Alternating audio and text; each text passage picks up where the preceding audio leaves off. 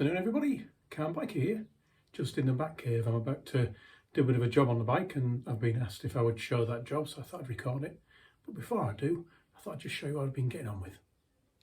The bike at the moment is in flight mode. As you can see, no front wheel on, got it up on the stand, and amongst other things, a lot of servicing jobs and whatnot, I've been working on this thing. On those things, I should say. I've been trying to get these pipes clean. They were an absolutely disgusting, horrible brown mess. So I thought I'd polish them up a bit, and I think they've come up quite nicely, quite pleased with them. I didn't go with the 10x or 10 times super duper power acidic bleach. Not sure I really trust that. I have tried it before. Tried it on the Honda and it made them clean, but still pretty manky, to be fair. They were clean air and less brown, but they still had horrible lumps and bumps on them. These have been done with a polisher on the bench grinder, and I think hopefully you'll agree it's a lot nicer result.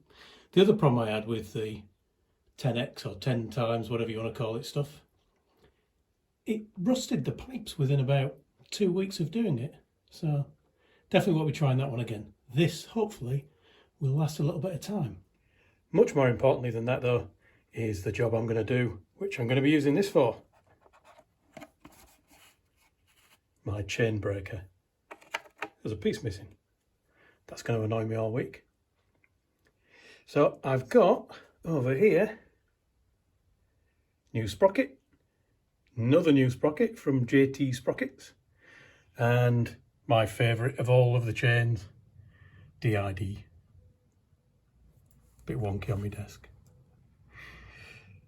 So I'm going to get one of these DID X-ring chains fitted to the bike to replace the chain that's now done well over 19,000 miles.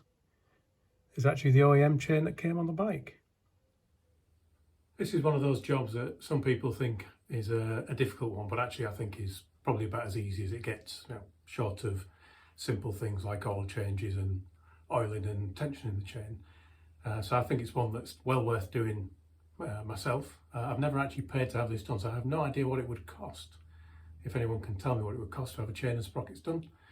The cost of the chain itself, I hung around for a while watching the prices go up and down, and I managed to get the chain for 89 quid and the sprockets were about 20, so about £109 plus maybe an hour of my time to do this job.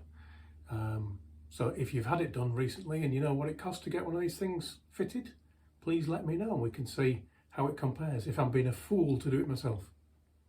Anyway, first thing to do is to get this bike back on its wheels. So I'm going to put the front wheel back in.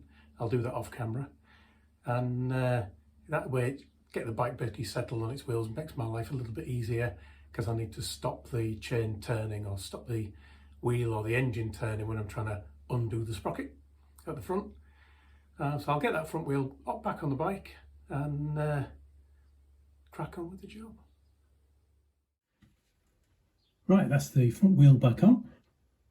The brakes are all needed a service, so they've all been cleaned up. And now it's sat back on its wheels, how it should be.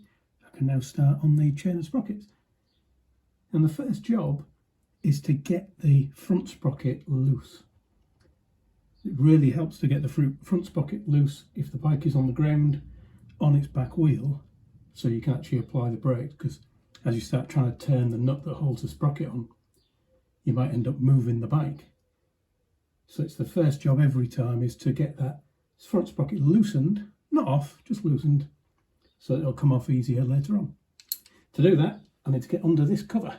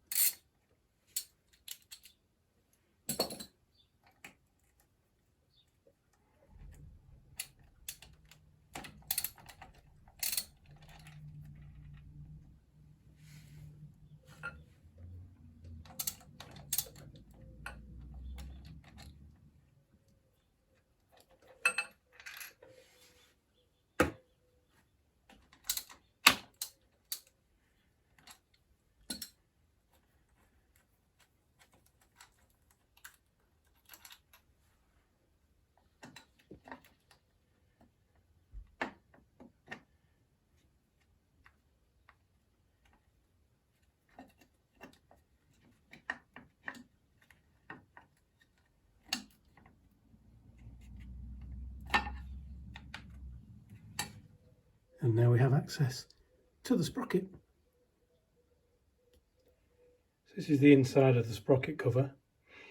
It's got a little bit of dirt on it. I have had a quick go with some chain wax. I normally use dry chain lube, which stops that happening more or less, but there's a little bit of cack in there, so I'm going to give that a clean out using the trusty WD-40 and a scrubby brush. WD's one of the best things in the world, isn't it? It just cuts through this stuff. I wouldn't use it as a chain lube. I know some people do, but it's not really for that, and even the manufacturers say you shouldn't. They have a proper chain lube. I have a bottle of it somewhere, I think. I've never actually used it. The thing about WD, something that Tosh showed in one of his videos, is this. You know, 5 minutes ago this was thick chain wax, and now it's gink. And that's the problem with WD-40. If you're trying to use it for that kind of thing, is it any grease that is there, it cuts through. And it actually washes off fairly easily, so you're left with nothing on your chain at all. Now, as I might have said in the past, you know, chain lube isn't really about lubing, is it? Well, maybe on some bikes, but not on a bike like this. It's got a sealed chain. The lubrication is internal, as I'll show you shortly. But having something on the outside to stop the chain from rotting, going rusty and brown and horrible, this will do it very briefly. But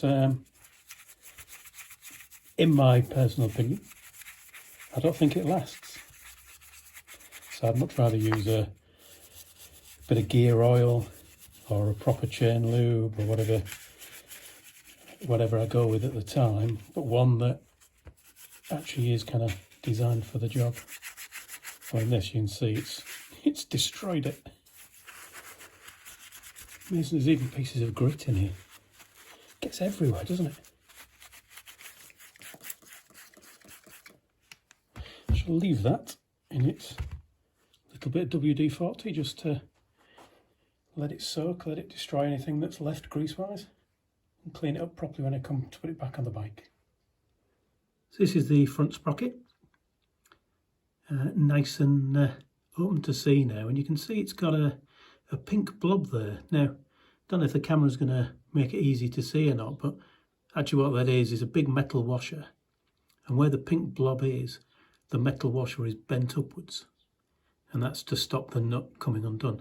The nut is actually on with quite an impressive force. I think it's about 120 Newton meters, so it's on tight, but it's got the full power of the engine trying to undo it, I guess. So they put that extra bit there with that washer just to try and stop it coming undone. Well, try and succeed, hopefully.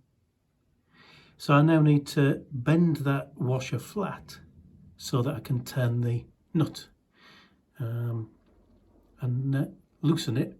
So with the back wheel on the floor, I'm going to lower the bike a bit because the back wheel's in the air at the minute. And if I just try and turn that, it's probably just going to turn the back wheel. So I'll flatten that off, put the bike on the floor, and then try and loosen it. And this is the point where many people come unstuck, and you might need a friend to hold the brake, or a rubber band in my case.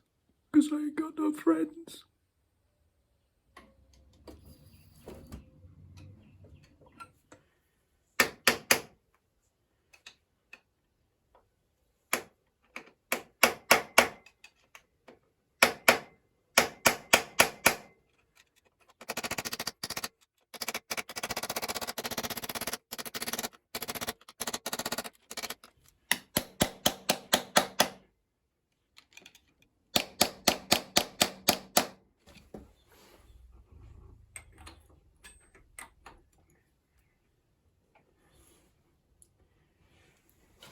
You can see the problem here. As I try and turn it, I actually turn the bike. So handbrake, so front brake on, and let's see if I can do any better.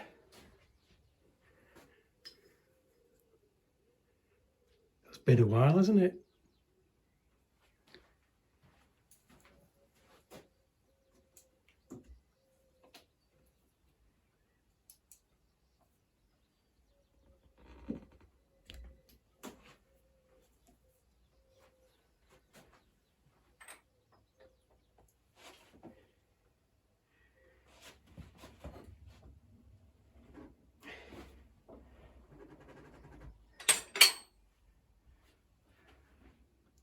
been a bit of a sticky one. I'm going to try standing on the rear brake at the same time. If I can get to it.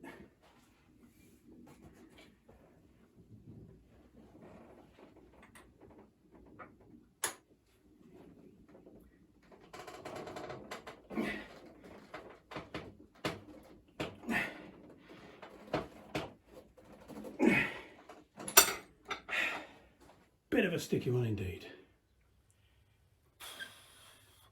That's insanely tight. So I'm going to have to give up on the breaker bar idea and go with power! Wish me luck on this, because you might be able to see the amount of flattening I've done to get that washer absolutely flat. The amount of turning I've tried to do, I've actually damaged the nut slightly. So hopefully this one will do a bit better. This is at least a 6-point impact, whereas the other one I was using with a breaker bar is a 12-point, and I think it's damaged it a little bit, but you know, it's behind a cover, so nobody will know. Just got to see if I can get the thing off. All right.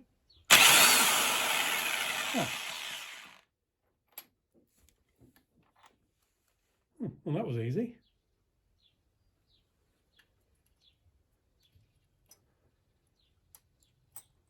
And this is the very flattened washer. Well, that really was just ridiculously tight. I don't know what they've done at the factory, but I guess they've used a breaker bar the wrong way with an elephant stud in it or something. Turns out, I looked on the internet, there's a lot of people saying that that's crazy. I've seen somebody using an 8-foot pole as a breaker bar. You probably can lift the bike up with that one. Anyway, it took me about 2 hours of hammering on it and trying to twist it off and slightly damaging the nut.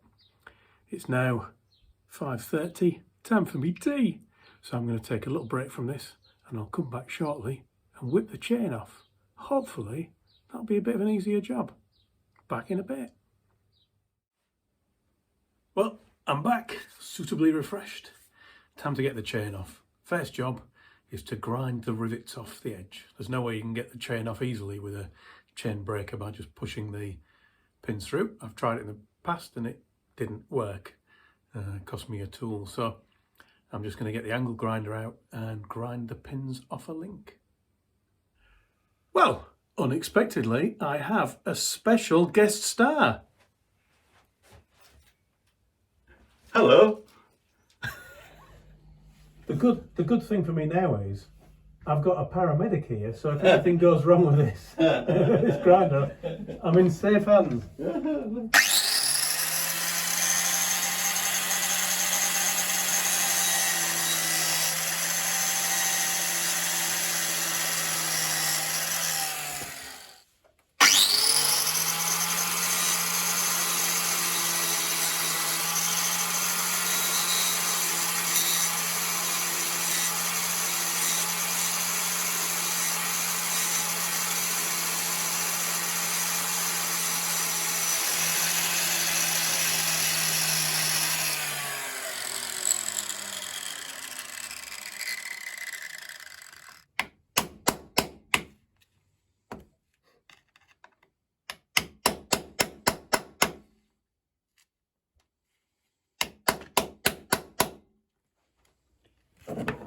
Right, tried with a screwdriver, no good, so I'm going to try with this thing. The idea here is this little pin, as you turn, pushes the rivet out. Let's give that a try.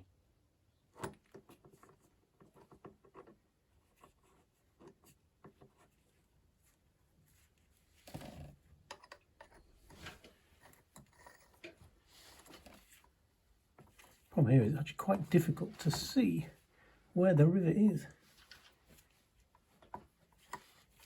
And this is where you end up breaking your riveter. I've switched to a bigger tool. I'm going to use this one. Much stronger device. Same principle. Turn that bit, the pin comes through, and hopefully pops the rivet out.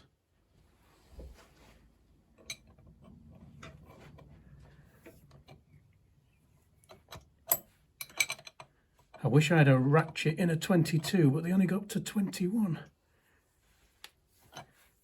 I have to do it by hand.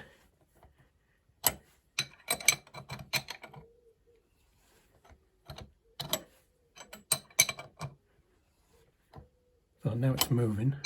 What if I could get away with a little one?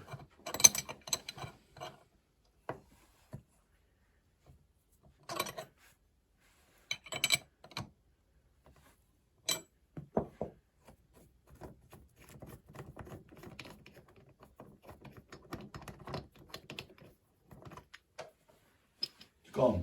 That's one gone. Yeah, see the hole, yeah.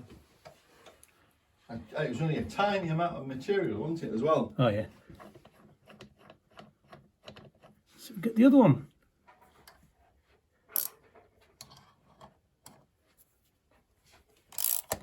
There you go.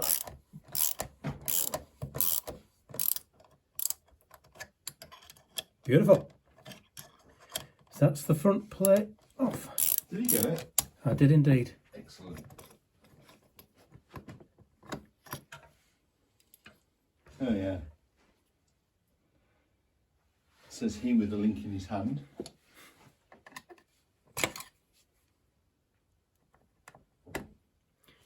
There's the other side of the link.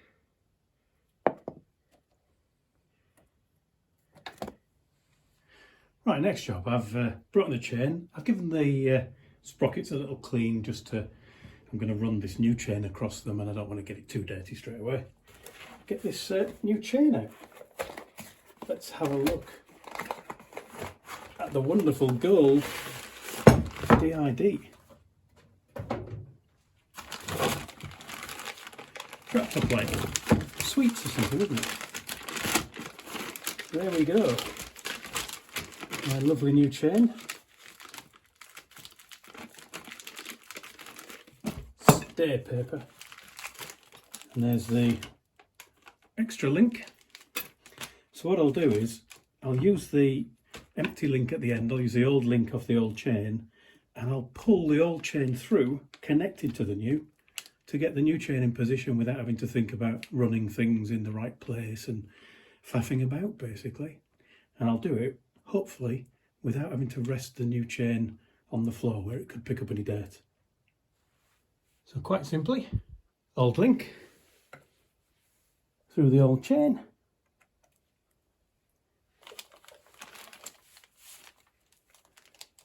and through the new chain as well. And then I should be able to pull on the old chain to pull the new one through.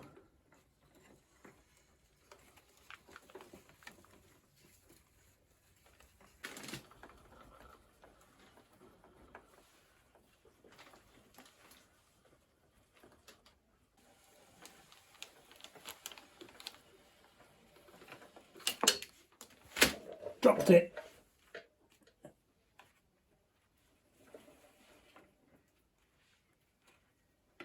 There you go.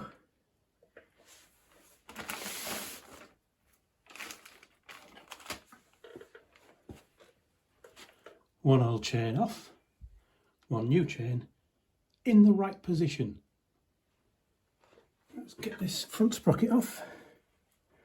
I'll just lift the chain away and that should slide off. And then to make it easier to put the new one on, I'll just try and get this chain out of the way using a bolt or two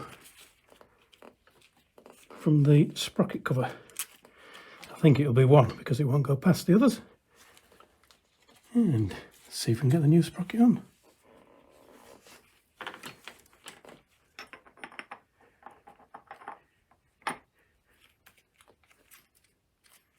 There you go. Push it back. And if I pop the screw out again, bolt I should say.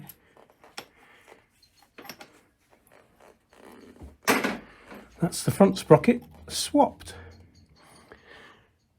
Now for the rear sprocket, which means taking the rear wheel out.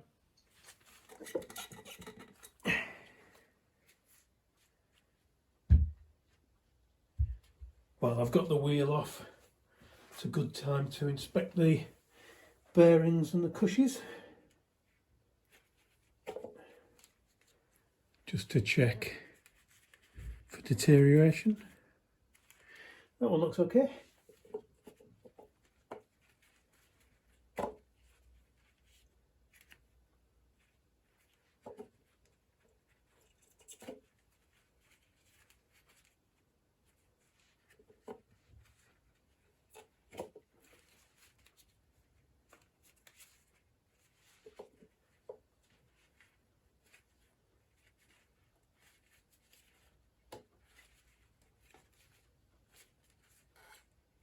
Also, while I'm here, check that bearing is turning nicely.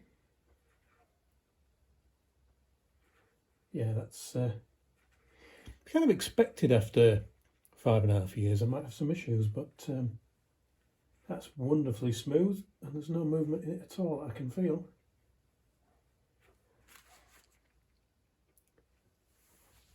So check the bearing on this one, and again there's just lovely smooth action. That's good. I'll pop that back together and then we'll get these nuts off and replace the sprocket.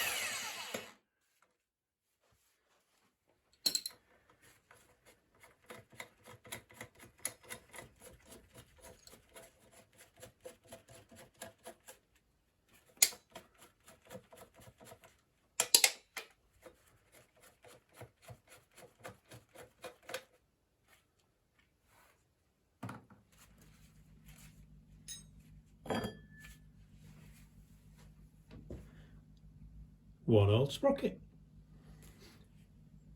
Here's the new sprocket for comparison.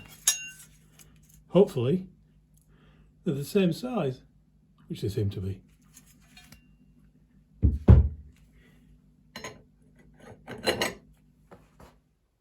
Now if you're going by the book, you should put brand new nuts on, but at the minute I haven't got any, so I'm going to put the old ones on and I'll change them later.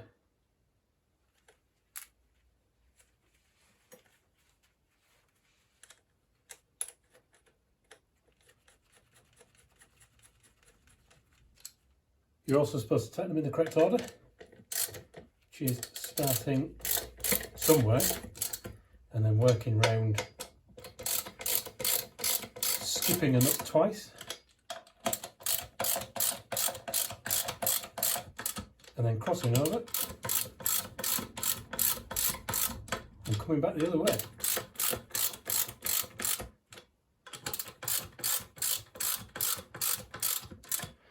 Well, I'm going to tighten them in a few goes to get them up to the specified torque.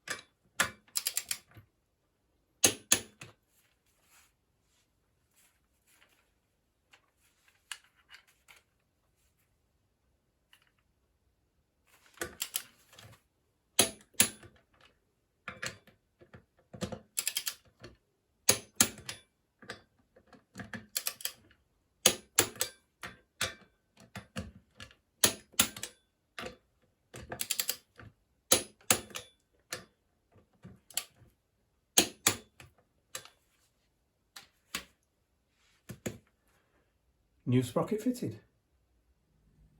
Before I put the wheel back on the bike, I'll give it a good clean and I'll check that other bearing as well. My approach to cleaning the back wheels are a pain because if you have been using wax and things, it obviously builds up on here and it's a nuisance to get off. I mean, it's supposed to not fling, isn't it?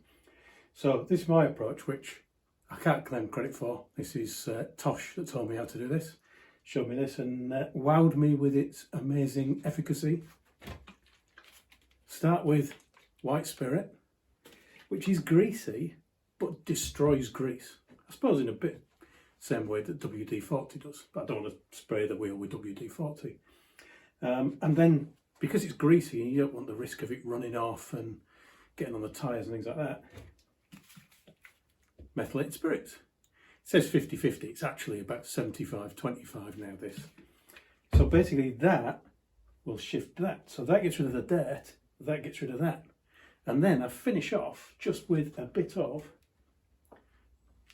brake cleaner. So I run a bit of brake cleaner because I'm bound in this exercise to get some white spirit onto the brake disc and maybe even on the tyre. So a bit of brake cleaner just to finish that off and make sure it's all lovely. So that's what I'm going to do now.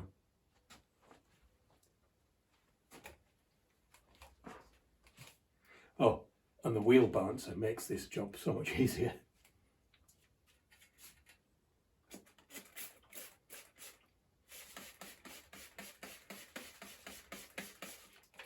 I'll just leave that there, give that a minute, and then start wiping. This isn't a video about cleaning, so I'll come back when I finish that job.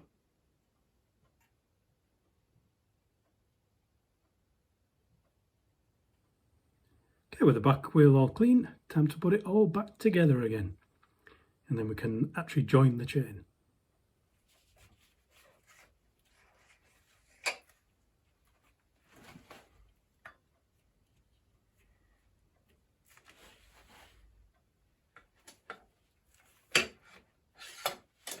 Big screwdriver trick.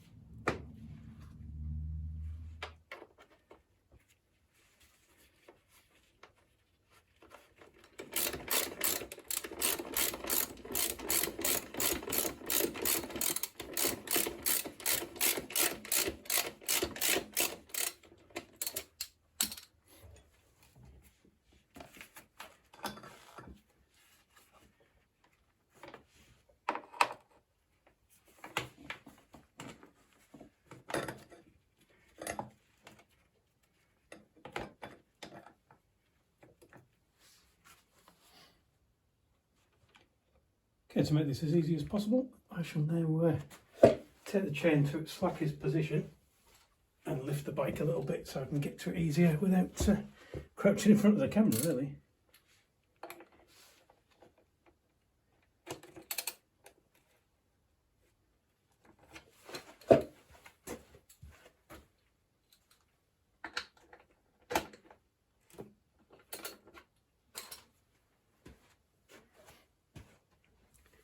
Hopefully is enough to get the chain around, because if it isn't, I haven't got the right chain. There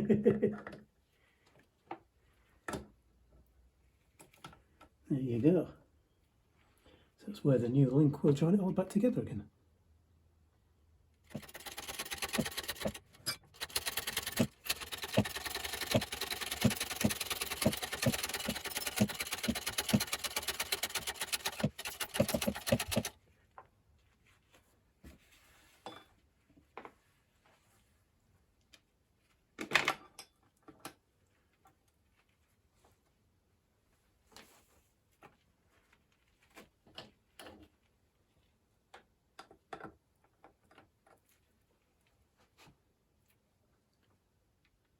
So next job, fin that link.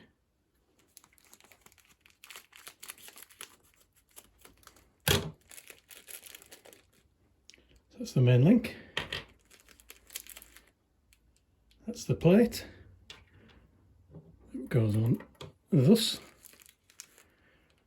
A little bit of grease because we want to pack grease behind the O-rings, or I should say X-rings.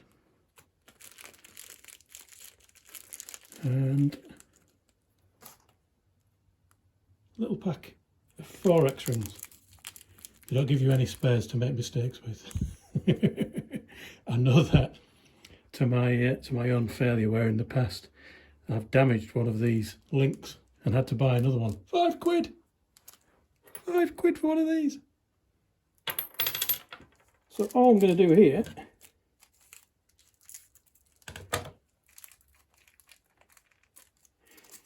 is pack a bit of grease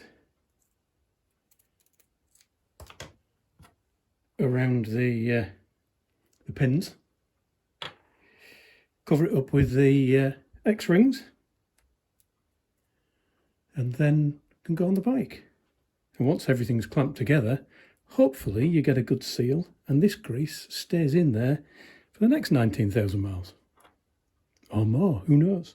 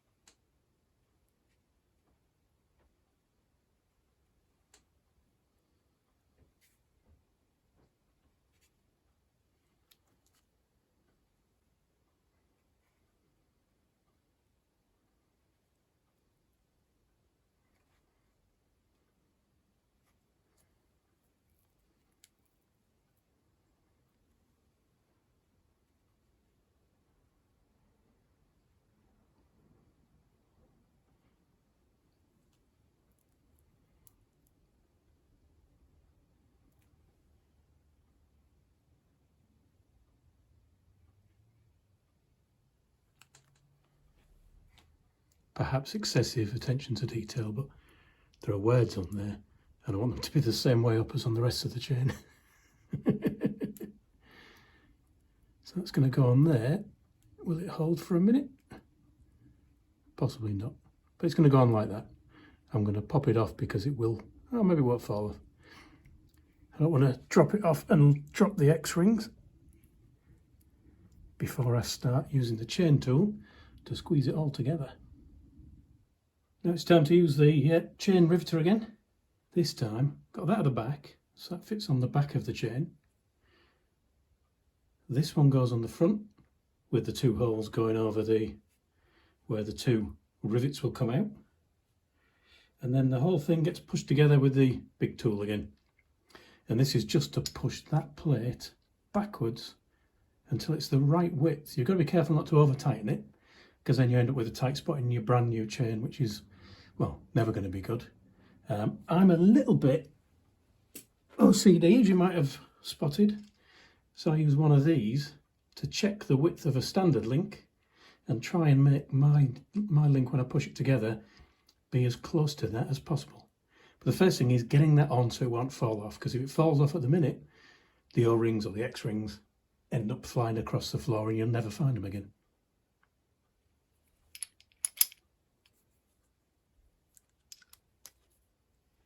Just like that.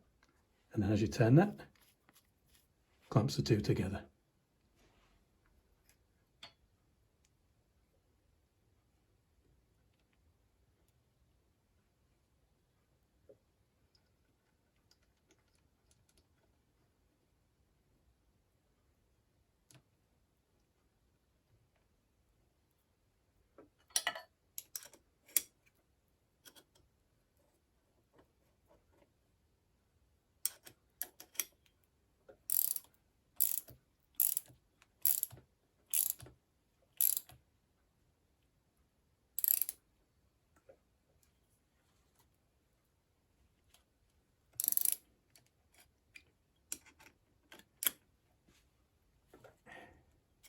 I do this in stages, a little bit at a time, make sure it is seating properly.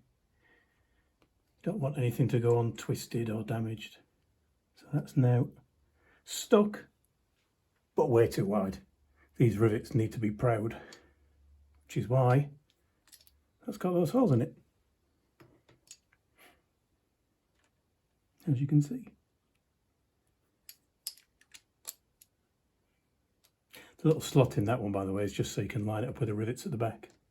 Give it a little bit more purchase and make sure it's pushing on the plate and not the pins. And technically I'm not using the wrong nut, I should be using the bigger one, but I don't have a ratchet spanner that big. Although I think I'm getting to the point where I'm going to need to switch to a non-ratchet spanner.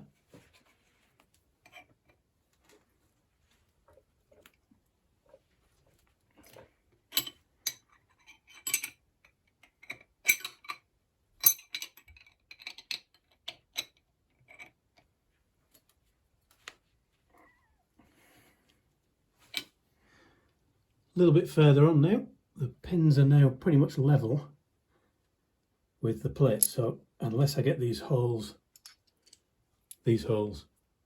perfectly positioned, I won't get this any further.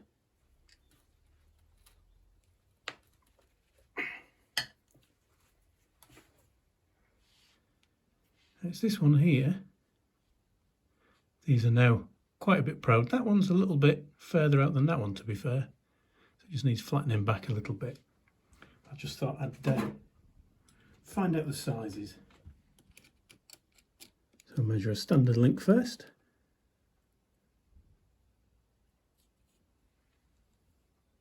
.75, and then we'll measure the link I've done in the middle.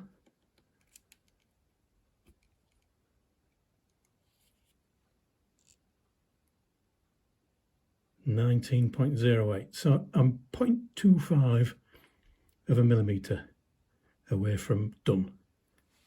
So if I want 1/4 of a millimetre from that, I need to know what the thread pitch is. The thread pitch, you can see there, is 1.5.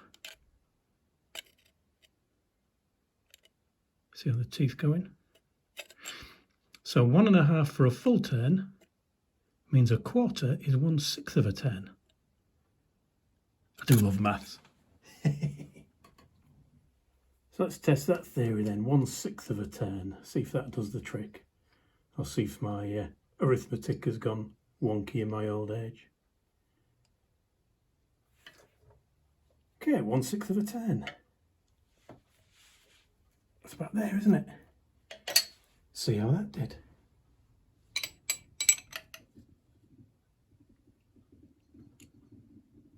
It's got bigger. That can't be right. I'm going to measure another link. 0 on that.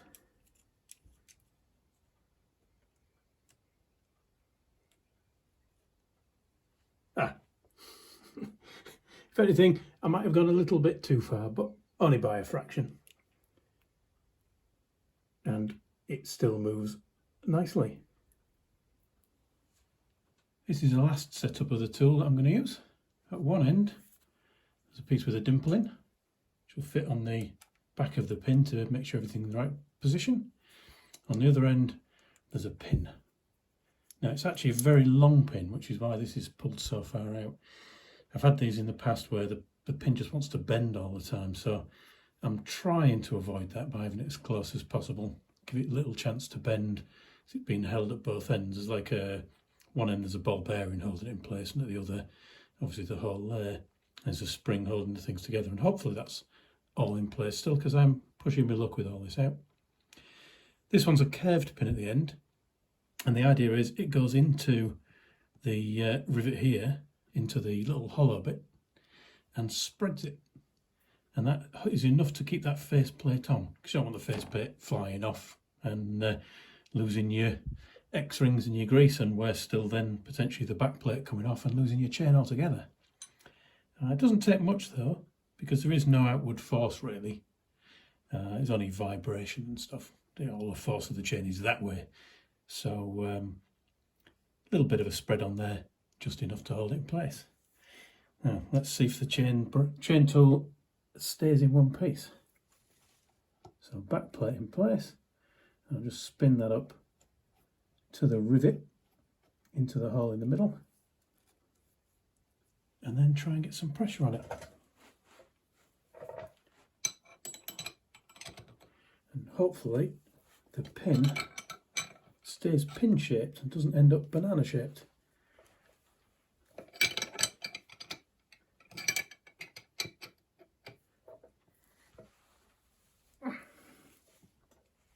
It's a lot of force here because you're basically trying to push that way to bend metal outwards.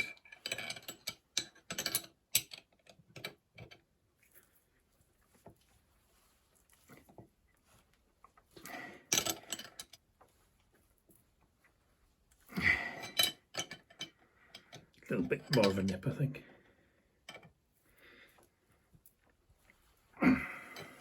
Alrighty. Just to get an idea, got the old link here.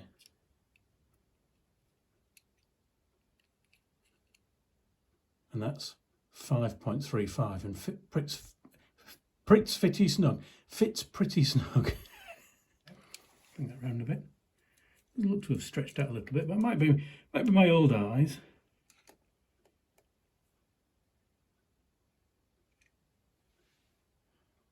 .78, so that's spread by about 0.4 millimeters. So I've got about 0.4 mil of spread on that rivet. Apparently the ideal is about 1/2 to 3/4 of a millimeter. So I'm just going to pinch it one last little bit just to try and get that extra 0.1 to 0.35. So that's tight. Do about 1/4 of a turn extra, I think.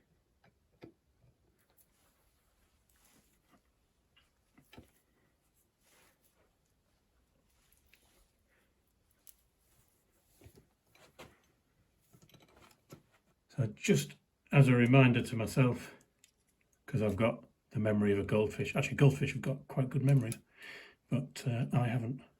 So the unflared pin, 5.35 now, and the flared pin,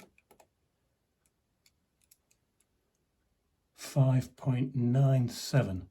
So that's about 0.62. So slap bang in the middle of where I wanted it. So I'll repeat the process on t'other pin.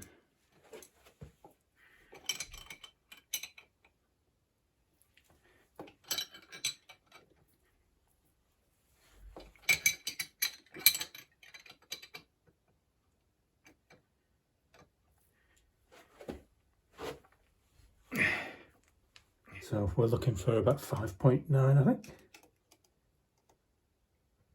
Ooh, 5.86. And if you look at these now, you can see they are quite widely spread. Just out of interest, I wonder how that does compare to one of the factory rivets.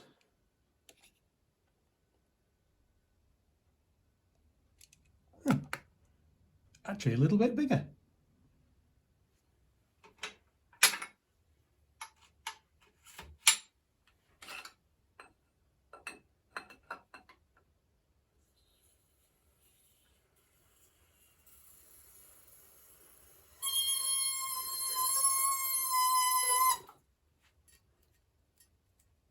squeaky. I've got two jobs to do now to finish this off. One is to tension the chain and set the alignment, make sure that's all perfect. I'll do that in a separate video if at all, because this video is going to be plenty long enough. And the other is I've got to put that back on to its ridiculous tension, but it's not going to be as tight as it was last time, I don't think. That was crazy. I also noticed it was on dry, and I'm pretty sure you're supposed to put either copper grease or some other metallic grease on the threads of that. So I wonder if that had something to do with the tightness. So to do this, it's quite an easy one again. So pop the washer back on over the splines, pop the nut on, tighten it up, and bend the washer to stop the nut ever coming undone.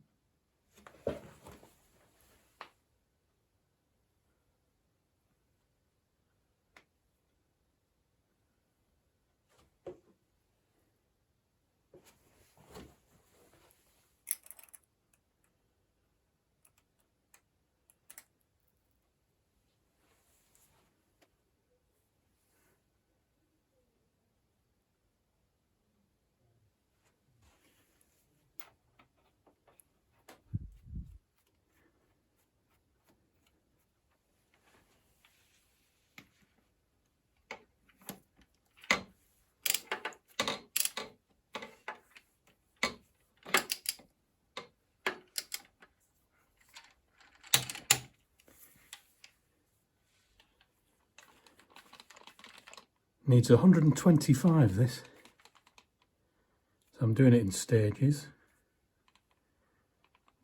To 98 next.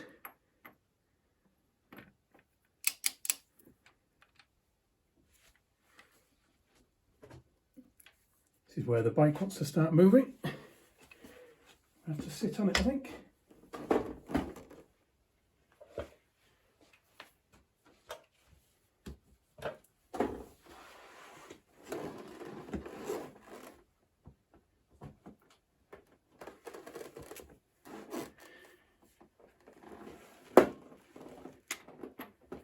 This is an interesting arrangement. I'm now sat on the bike with the brake on. Let's see if this helps.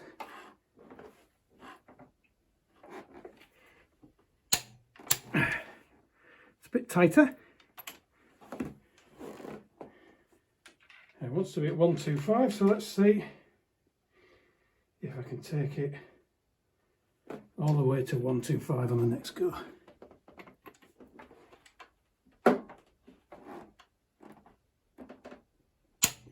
There you go. So with that now tightened, I just need to bend over one side of the tab of the washer, just so that it can't slip.